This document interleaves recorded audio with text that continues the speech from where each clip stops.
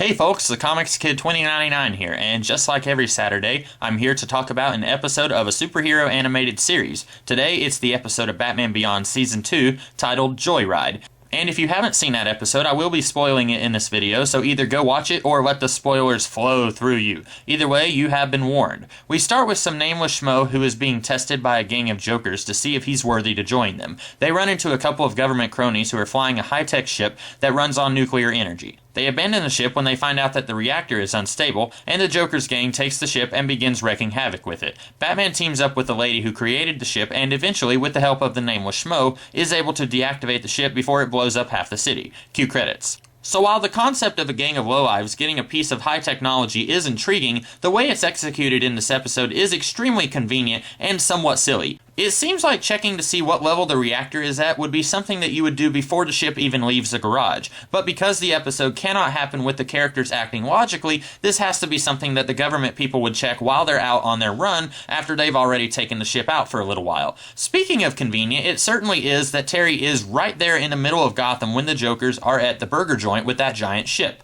I get that this is a Batman show and we have to have Batman doing stuff, and sometimes that means we have to get him into the plot in ridiculous ways, such as, and then Batman just happens to be there when this stuff goes down. But as I was watching this episode, I was thinking that this would have been an okay episode to not feature Terry very heavily. I've complained in the past about episodes not giving Terry enough to do, but this is an episode that I don't even think Batman needed to have a big role in.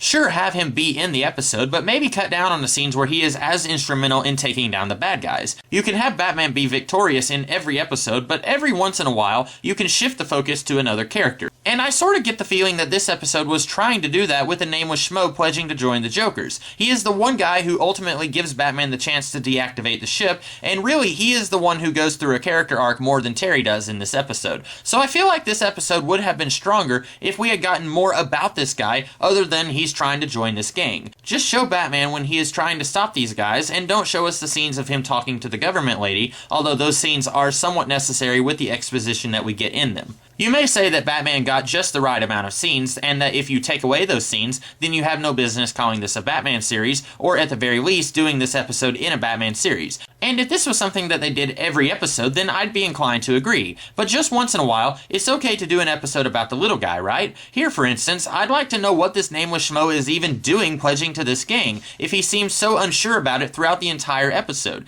He seems apprehensive when the Jokers are taking the ship, he seems apprehensive when they're getting burgers, when they're attacking the T's, and when they all gang up on Batman. At no point do I ever buy that this guy would willingly try to join a gang of his own initiative. So if this episode had done more to give him a personality, a backstory, a few scenes where he does stuff, it would have gone a long way, I think. Despite thinking that the government people giving up on the ship is really silly, I do like the motivation of the lady cutting corners, legally speaking, because she feels like she has no other choice with the demands of her job and the precious little that she has to work with. That is a character who, in a more fleshed out story, and a longer story that allows the story to be more fleshed out, could be very intriguing. But I can't have my cake and eat it too, so when I say that her scenes with Batman should have been cut, I guess I really shouldn't turn around and say that this lady is potentially interesting, even though she is.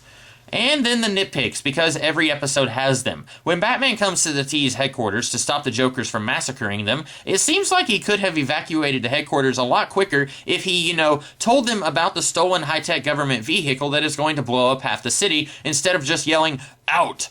But sometimes the needs of a fight scene dictate what happens in an episode more than characters doing logical things. It happens even in movies and TV shows that are otherwise well made.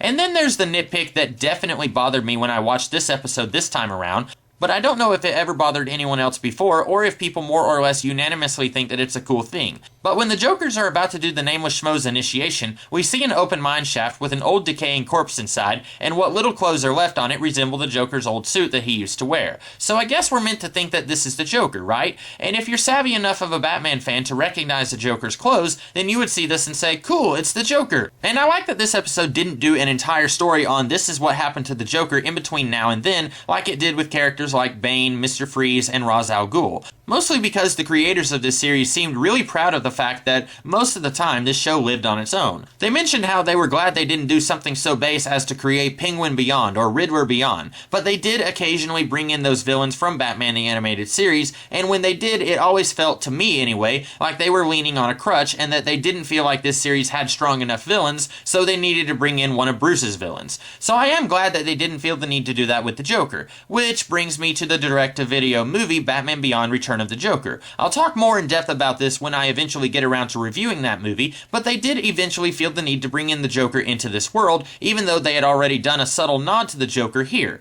And here's where the nitpick comes in. Spoiler for the Return of the Joker movie. If the Joker allegedly died by getting shot by Tim Drake at Arkham Asylum, then how in blazes did his body end up way out here in the middle of nowhere in a mine shaft? Don't tell me that the mine shaft is connected to some cavern beneath Arkham Asylum. And don't tell me that the mine shaft where the Jokers do their initiation is even close to Arkham, because I don't buy that it is for 1 nanosecond. Did the Joker fall down in the cavern after he got shot and was presumed dead, and somehow crawl bloodied and bruised for miles and miles until he got to this mine shaft and decided that this was a good place to die, and then he sat up and did just that? Or is this even the Joker? Honestly, if the Return of the Joker movie never existed, this would be a much cooler scene, but knowing what we know from that movie, I just can't buy that this really is the Joker. It does raise some interesting questions like, who is it? Did one of the Jokers kill someone, or find a body that was dead already and put some clothes on it that looked like the clothes the Joker used to wear? It would be a very interesting idea if they created their own mythology surrounding the Joker, and they actually didn't even know how he died, or didn't even know much about him at all for that matter, since there would be no reason why they would know unless Harley Quinn told everyone she knew how the Joker died.